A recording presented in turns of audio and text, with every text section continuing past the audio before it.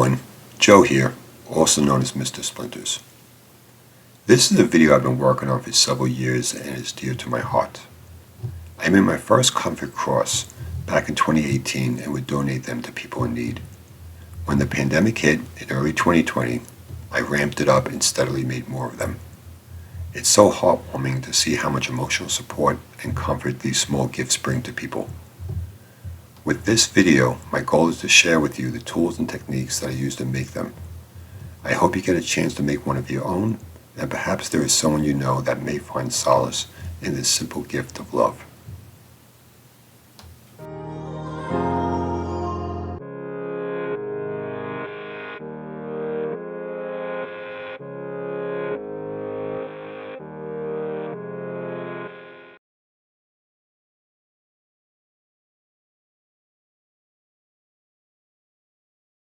When it comes to carving these guys, I use 3 different woods: basswood, mahogany, and walnut. Let me give you some details about each one. Move this out of the way. This is basswood.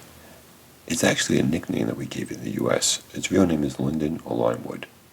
It has beautiful, straight, even textured grain that makes it a pleasure to carve and paint.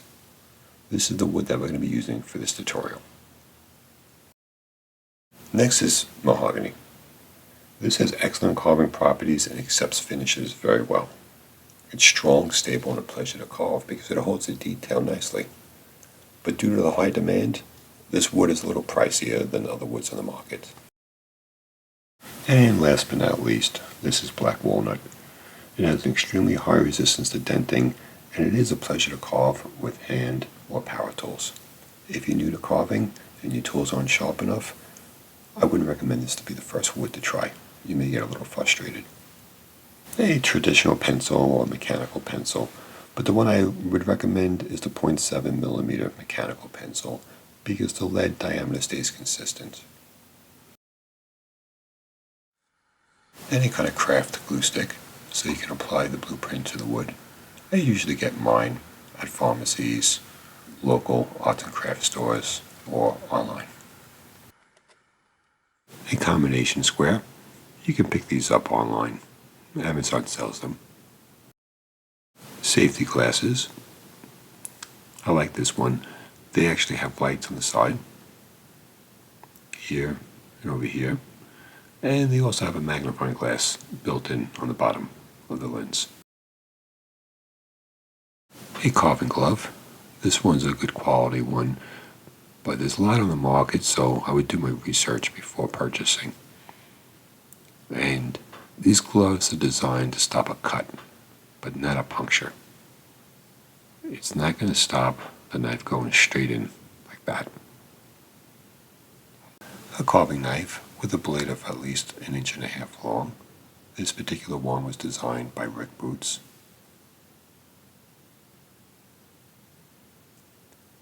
This one was designed by Helvey. And this one's by Don Schwartz.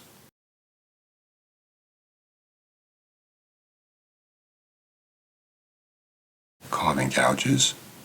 Now let's talk about the numbering system. This number 3/8. The 3 represents the curve of the cutting edge. The 8 represents the width of the cutting edge. The higher the number, the deeper the curve. So let's jump over to this number 8. See how this curve is much deeper? It's more like a spoon. Okay, and the number 7 again represents the width of that cutting edge. Let me show you what each cut's going to look like. You can take a snapshot of that. Now you don't have to run out and buy these tools. You can substitute your choice of tools as desired. A coping saw and a fret saw. In a later chapter, I'll be talking about these tools in depth. Sandpaper, that's 120 grit. See, it's labeled back there. This is considered a medium sandpaper. And we're going to move up to 150 grit as well. The higher the number, the finer the sandpaper. A wood burning unit with an adjustable heat control and a writing tip handpiece. Now there's so many units on the market, so I would just recommend that you do some research and purchase one that fits your budget. And last but not least, mineral oil. I like this finished piece is non-toxic.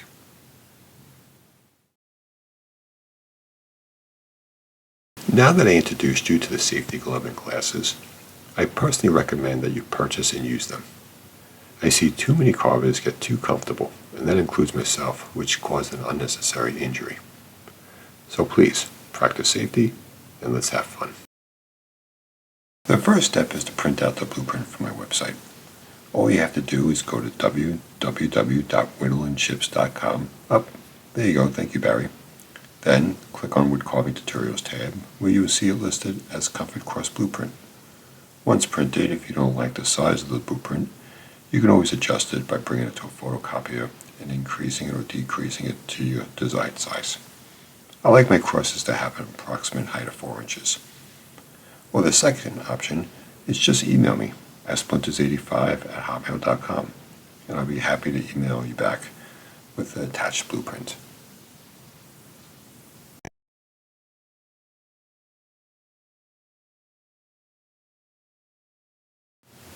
We want to make sure the grain of the wood is running along the length of the blueprint.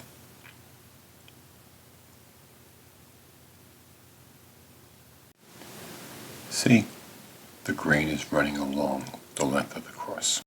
Now, using a craft glue stick, apply a thin layer onto the wood. You can get these glue sticks at a pharmacy or any online store like Amazon. And gently apply the blueprint onto the wood. I would let it dry for about 3 minutes. Now, taking your knife, holding it 90 degrees to the wood, we're going to make a stop cut all along the blueprint. The point of the knife is going into the wood anywhere from 1 to 2 millimeters. Just take your time. You know it's going to be a very long process, but I find it therapeutic, and also I feel it improves my carving.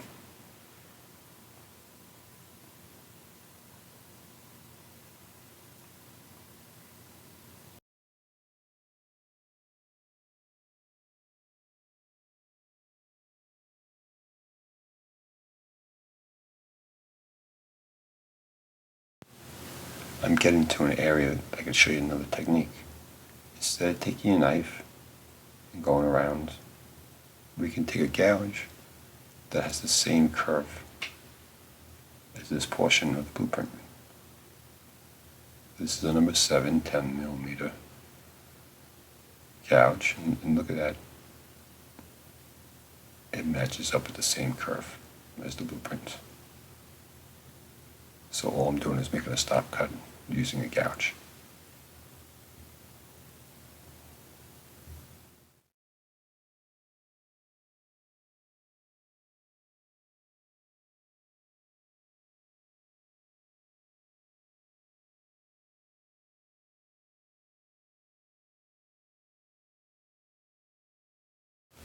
I'm about to finish making my stop cut, going all the way around.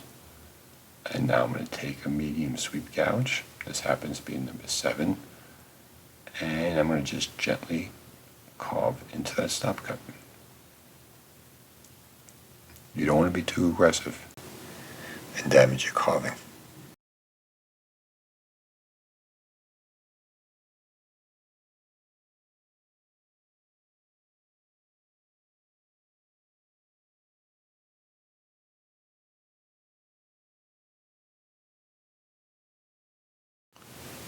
Okay, now we're going to do this all over again. We're going to take a knife, make a stop cut all the way around, but this time, look at these corners.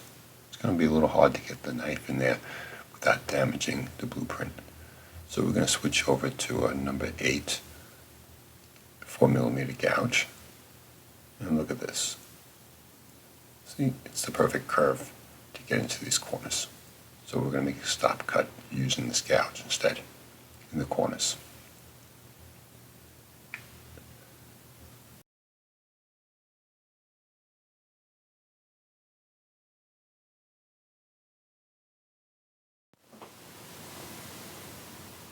Okay, we're getting there. Gonna go back to my gouge, make those stop cuts in the corner, and continue the process. And don't worry about it if you don't have the same gouge that I have. Use whatever you have in your toolbox, and I'll show you how we're going to clean it up before we start carving the project.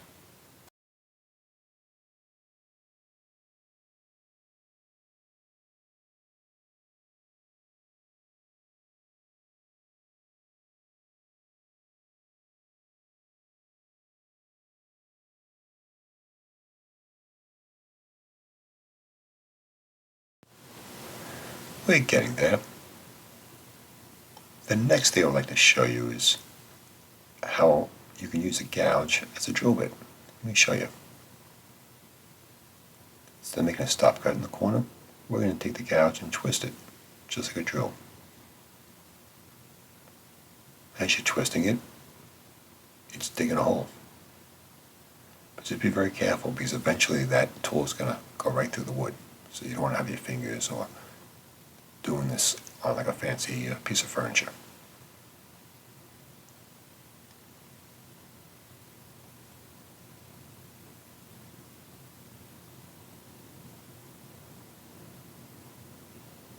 There you go. Let's do this one now. And it doesn't have to be perfect. Again, we're going to clean this all up before we start carving it across.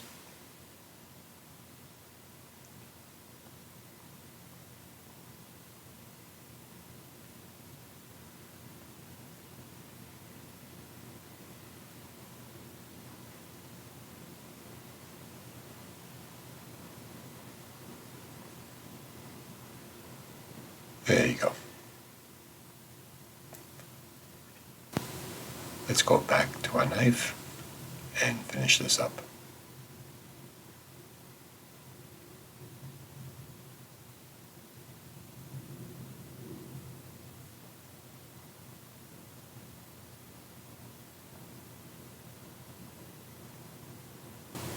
I'm going to switch over to a number 3 8mm wide palm chisel now. And what that's going to do is going to help me get into this really tight, steep ditch. If I use a tool that has a deeper curve, it's just going to dig into the wood and damage the cross. There you go.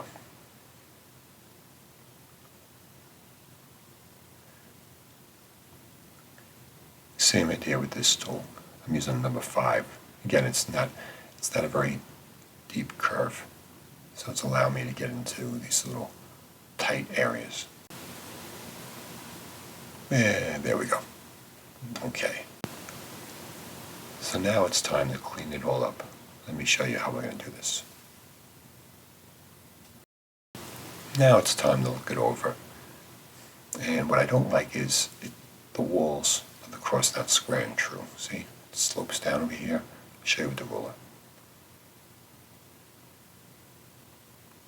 And over here's another good example.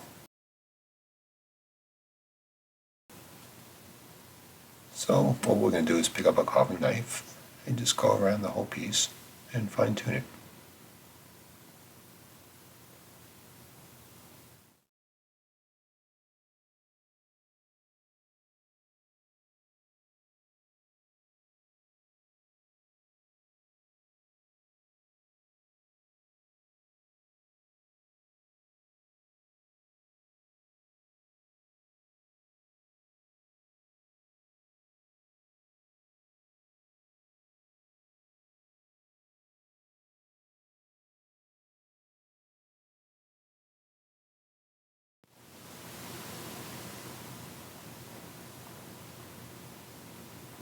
I'm just about done. At least I think I am. We're gonna take the ruler again, and we're gonna see how it looks now. Okay, much better.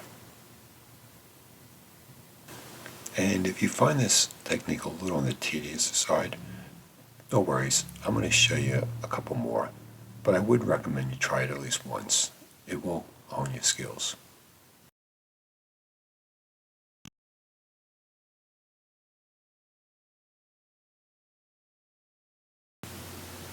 This is the direction of our grain. And what I want to do is position our blueprint with the grain running along the length. By doing this, it's going to make the project easier to carve and also stronger. Since I'm always carving these guys, what I did was just made a template instead of gluing the blueprint to the wood. Before we begin, let's downsize this a bit. Let's see, let's cut it over here, and let's remove some of the wood over here.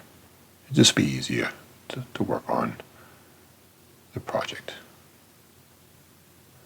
Let's swing this around.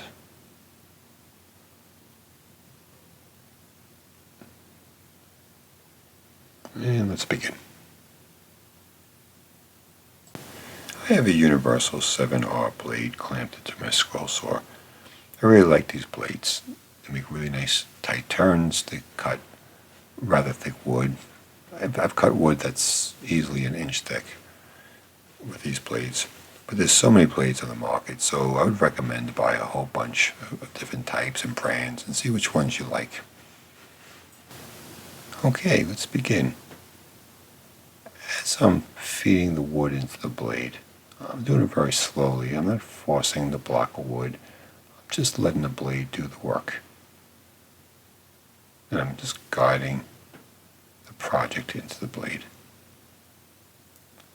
Look at this turn here. Watch how I do this. As the blade's going up and down, I'm slowly rotating the block. If I rotate it too aggressively, you're going to jam up the blade.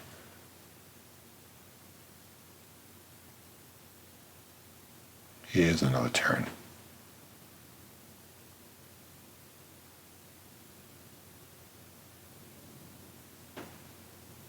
You can always practice this.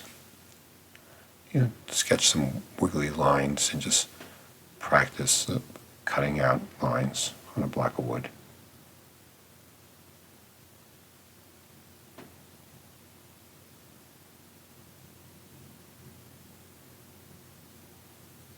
Okay, we're about done.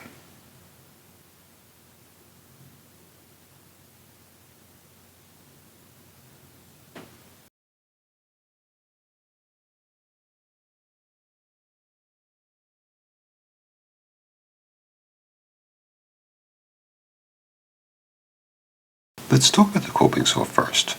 These tools accept thick, rigid pin-end blades, which I'm going to show you real soon. This is a fret saw. The blades are much thinner, and they lock into the tool with these clamps. Important part about these tools is the distance between the blade and the frame. Let me show you another example of a fret saw with a much deeper frame. Now, as we're cutting out the comfort cross, I'm going to alternate between tools to show you the pros and cons. Let's talk a little bit more about the blades that the coping and the fret saw uses.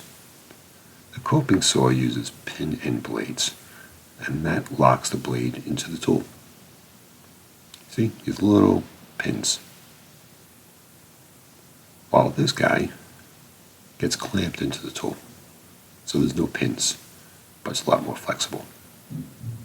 So each tool has its pros and cons, and like I mentioned, I will be talking about them as I'm cutting out the comfort cross. You want to make sure that the blade's teeth are pointing towards your hand. If not, you're going to flip it around. As you're pulling the tool towards you, you're cutting into the wood. When you push away, you're clearing the sawdust. When you get to the curve, you're going to push the tool, but also guide the blade by turning the handle. You want to guide the blade along the curve of your blueprint.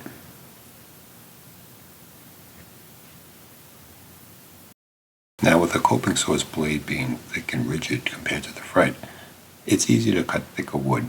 And also, the turns on this cross is not very sharp, so a coping saw will be fine making these turns. Okay, we ran into a problem. The tool is hitting the wood. So we're going to back the blade out and tackle it from this angle. See, it's going to be have a lot more room.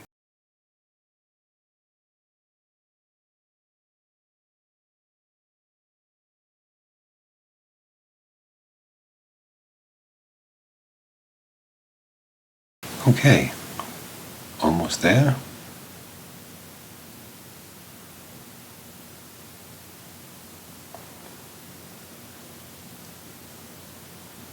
There you go.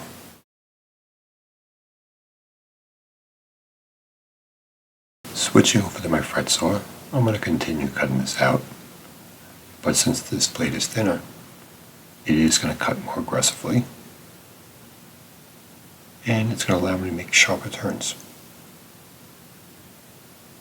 But the way I plan this out, how it's clamped into my vise, it is going to bottom out. This deep throat fret saw is not going to have enough of room to clear. You're going to soon see that.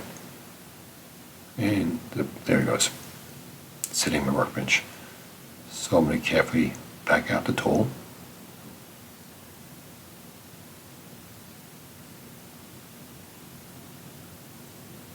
And cut off the excess. Went back to my coping saw to remove the excess wood. And once again, we're not going to clear.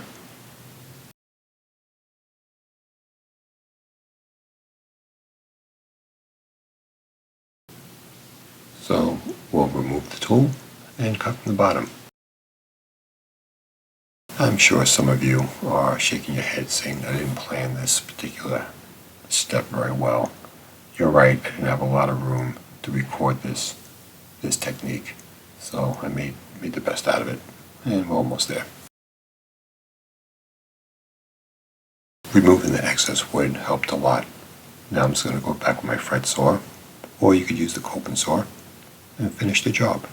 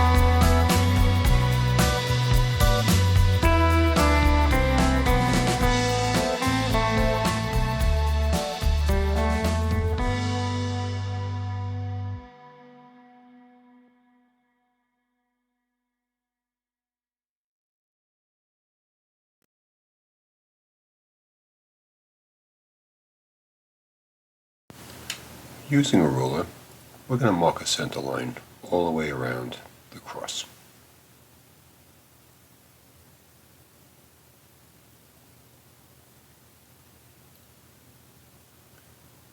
I wanted to point something out.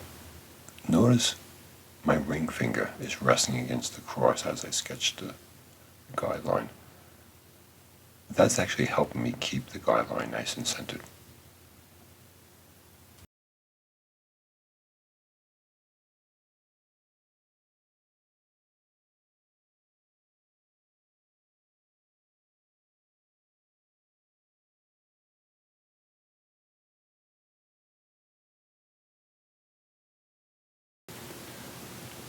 Okay, there we go.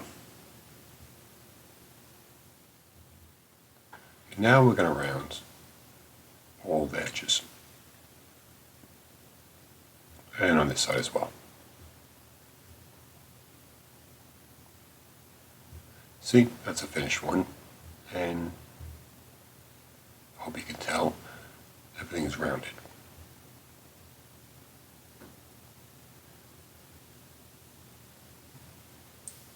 Taking your knife, we're going to use the push cut and gently carve the edges.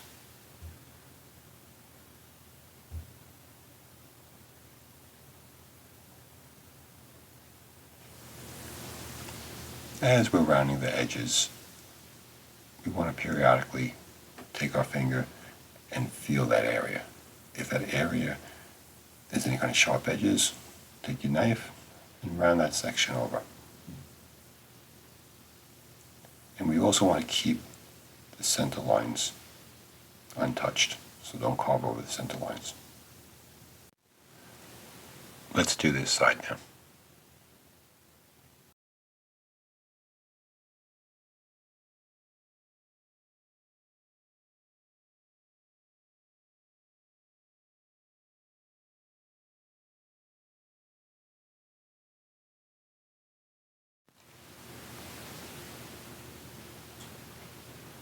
Okay, we're making progress. I want to show you something interesting. Right now I'm actually carving against the grain, but I'm taking small little shavings off. But watch what happens if I take my knife and go carve a little further down. My knife's going to start digging into the wood. See? And if I'm a little bit too aggressive, it's going to rip right off. See, the grain's running this way. So all we're going to do is turn it around and carve the opposite direction.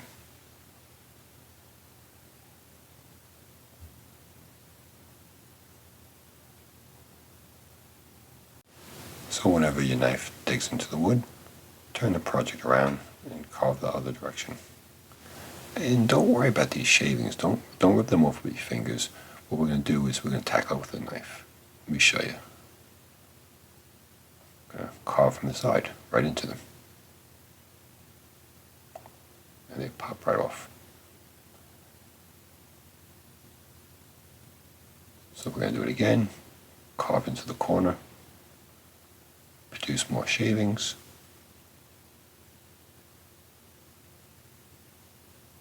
And then from the side, carve into that corner.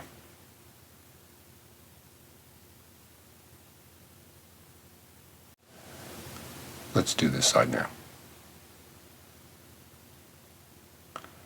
Yep, I'm going against the grain again. So we're going to turn it around and carve with the grain.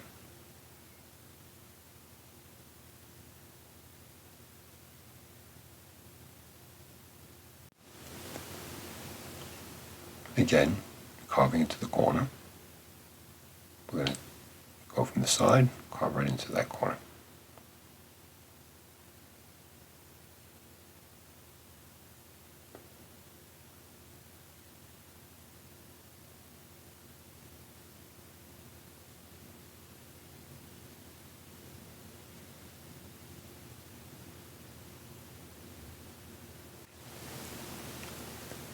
Okay, we're making progress.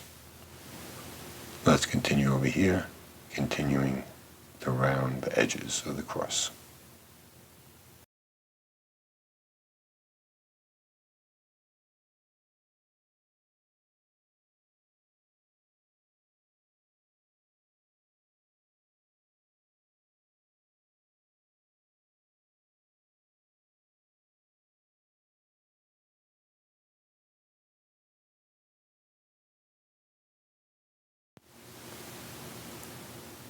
Okay, so let's turn it over and work on the other side. I decided to draw some red lines indicating the direction of the grain. And I'm hoping it's going to help new carvers understand when I'm carving with the grain, against the grain, and across the grain. Once again, let me show you carving against the grain. See? If you go any further, it's going to rip right off. Let's turn it around and carve with the grain. I'm going to carve right into the corner again and remove the chip by carving from the side. I'm carving across the grain.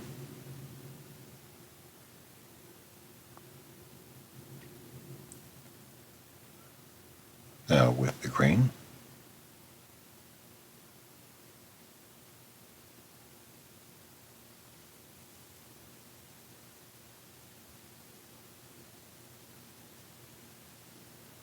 across the grain again.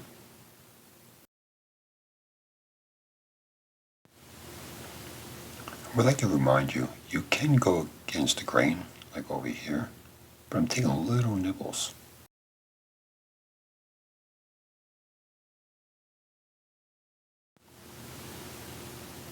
But watch this. If I take the knife and go a little further down, that's where I'm going to get in trouble. So I got to turn around and carve the other direction.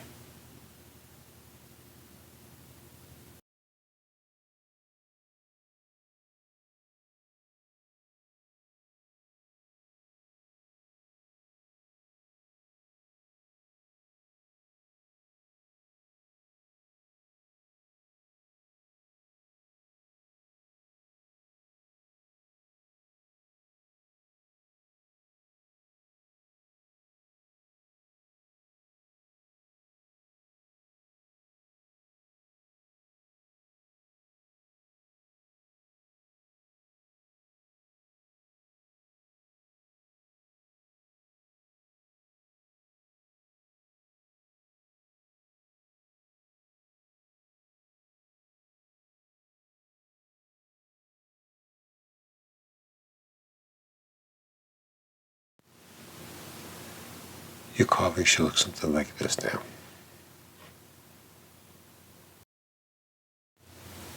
So let's discuss how we're going to work on the inside corners of this piece so you can wrap your hand comfortably around the comfort cross. Like over here, here, here, and here. We can continue using a carving knife for this whole process, but let's introduce the new carvers to gouges. This is a number 8 7mm wide gouge. The number 8 represents the sweep with a curve. It's a nice deep curve, like a shovel. You're digging out wood. This is a number 8 4mm wide. Again, it's the same curve, just a different width. To start this process, let's pick up the number 8 4mm wide. I'm gripping the tool with my fingers, and I'm using my fingers to push the tool through the project. I'm carving a little channel, a little groove. Don't worry about tearing the wood around the piece. My main goal is just to carve a little channel. And then we're going to clean up any kind of rough edges and tears with the carving knife.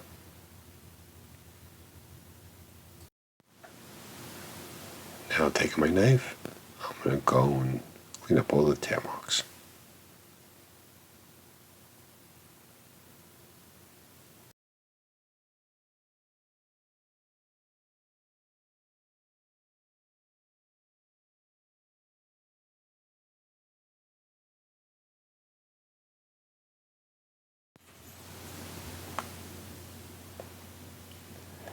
Let's move down over here now.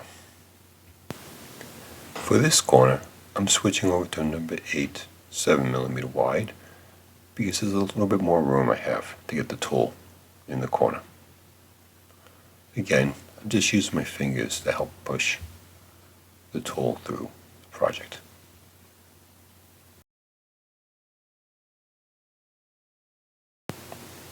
And let's jump back to the knife to clean up the little tear marks around the channel.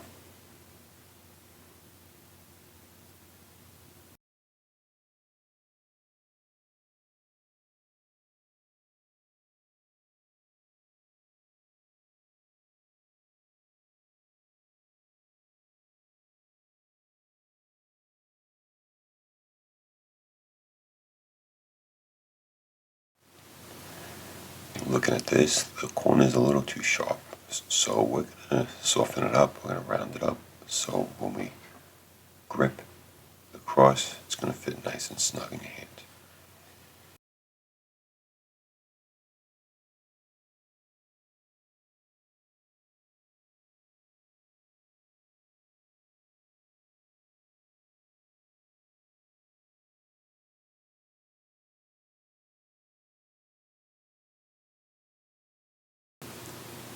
Making progress. Let me show you the next step. Look at this guy. Notice the little contours, the little dips. Like over here, and over here, and the same thing on this side. So we're going to do that using medium sweep gouges. This guy is number 7, 10 millimeter wide. See how it fits nice?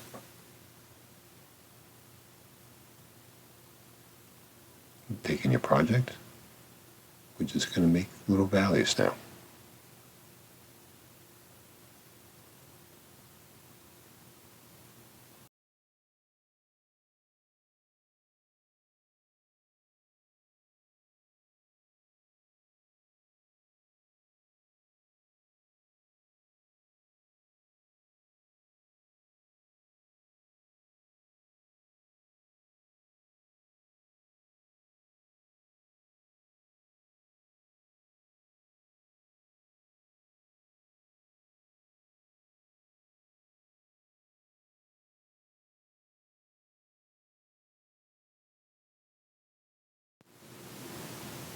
Okay, that looks pretty good. Let's move over to the other side now.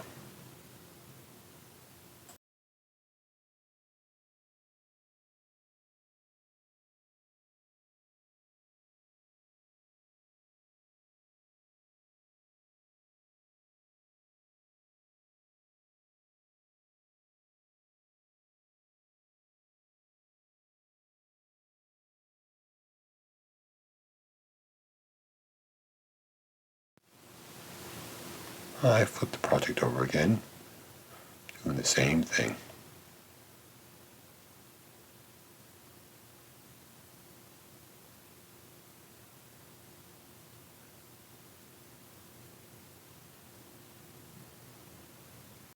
And I would recommend that you stop periodically and see how it feels in your hand.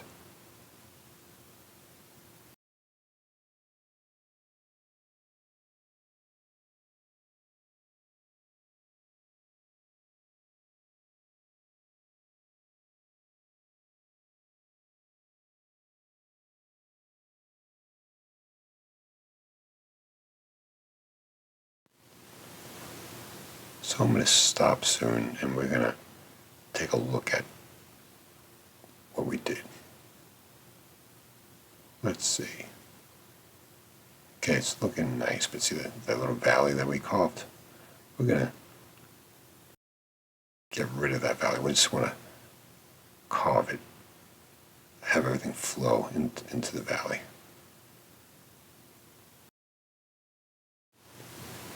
We're going to do the same thing on the other side as well.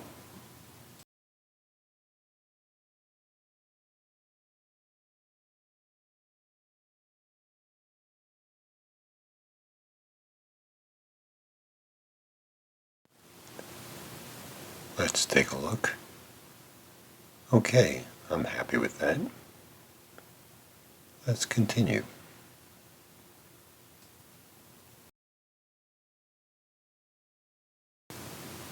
I switched back to a number 8, 3 millimeter wide gouge. And what I'm doing is just going over the whole cross. I'm making the valleys even deeper now. I'm rounding the corners even more. I'm just pretty much fine-tuning the project until I like how it feels when I hold it in my hand.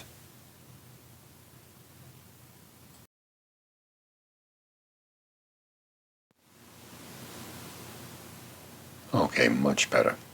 Now that I like how it feels in my hand, I'm going to go over the whole entire project with my knife. We're going to fine-tune it, but it's rounding the corners, take a little shavings off.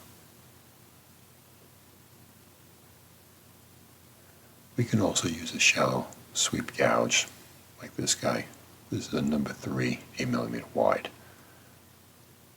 fit in the palm of my hand. I just nibble away.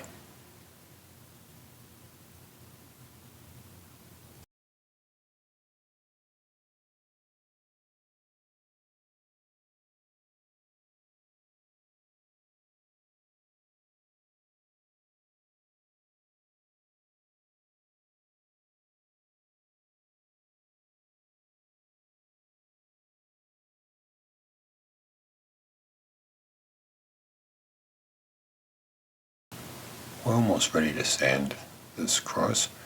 What I'm doing now is just taking my fingers and feeling any kind of bumps.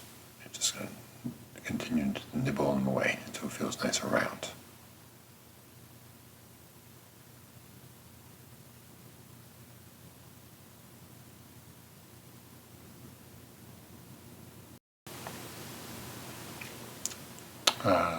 Look at that tear mark over here. We're going to clean that up by taking a gouge and gently shaving it away.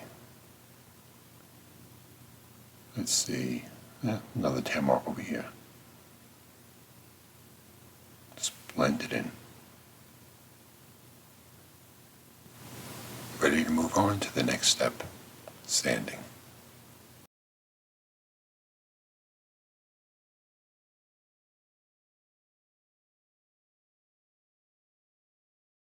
And if I want a nice smooth finish on my project, what I do is I use sandpaper.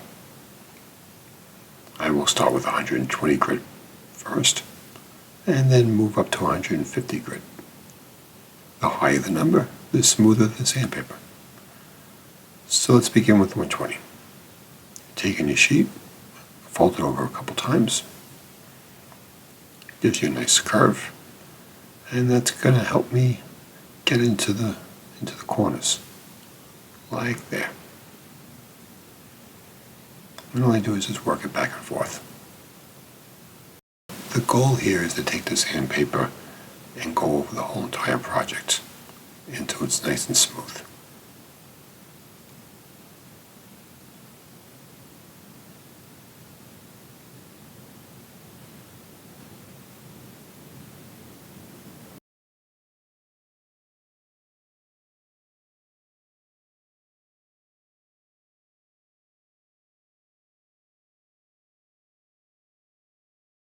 Okay, it's getting there.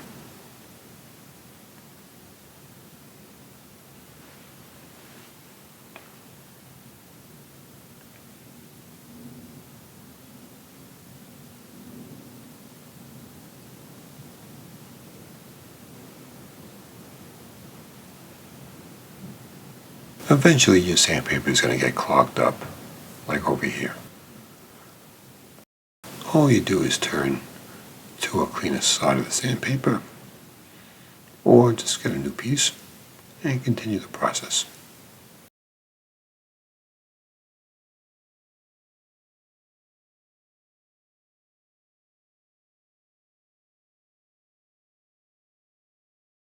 Okay, so I'm happy with how this looks. Looks like I got all the carving marks out. It feels nice and smooth. So it's time to move to the next grit, which is 150. Doing the same thing. Fold it over a couple times and repeat the process.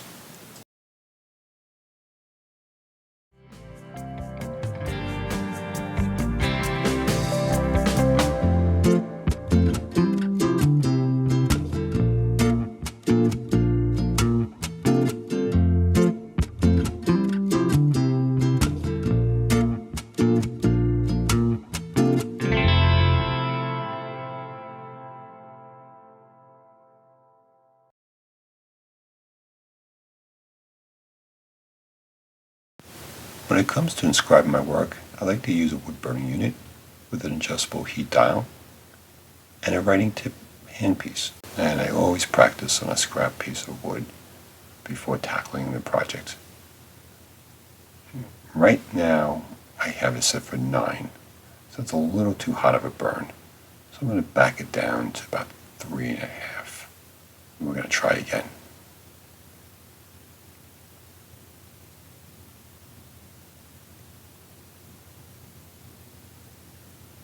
much better. Just take your time. Once you feel comfortable, then you can move on to the main project.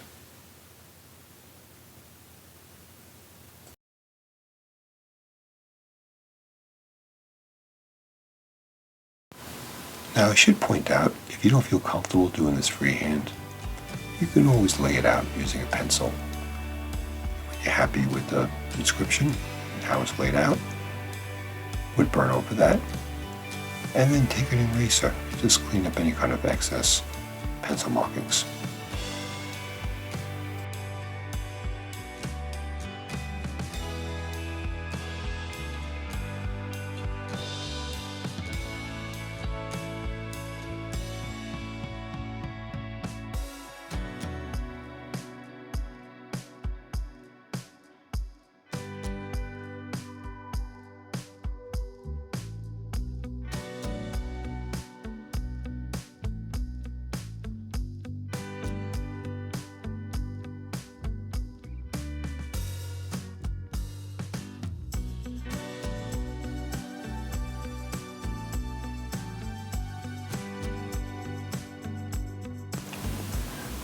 And last but not least, let's date it.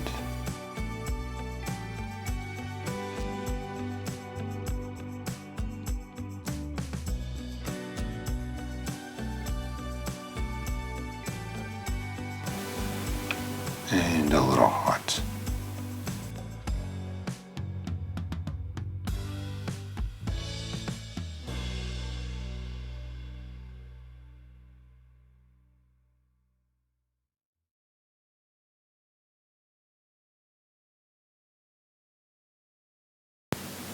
Taking a Ziploc bag, I'm going to pour some mineral oil into it.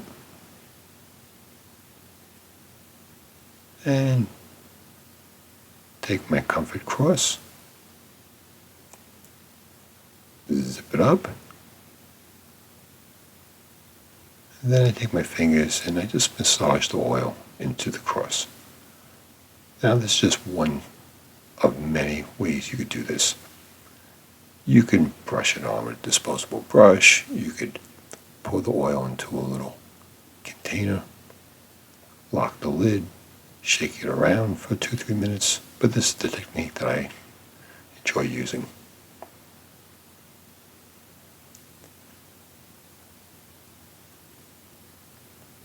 After 2-3 minutes, I remove it and set it aside to dry for at least 3 days.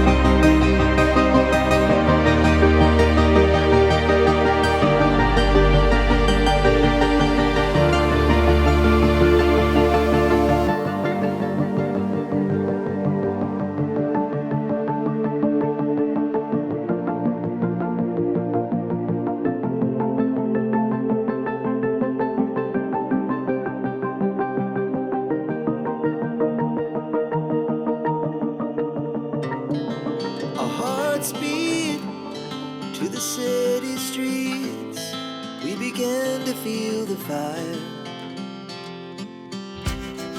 We rise like tall buildings as the chemicals, they take us higher. The night's young, it has just begun, as she puts her hand in mine. We wanna chase the night, wanna dance to the light, pull the stars from the sky, just two hearts running wild. Never sleep, never stop, as we shout from the top. We're gonna be two hearts running wild.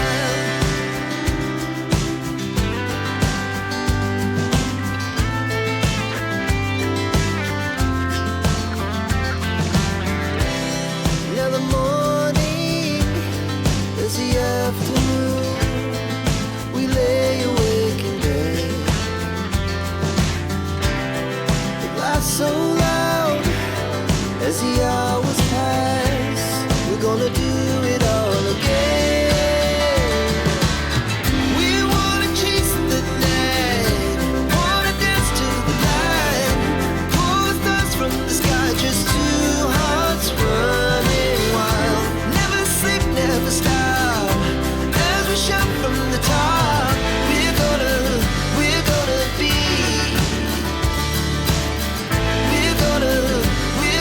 be two hearts running wild.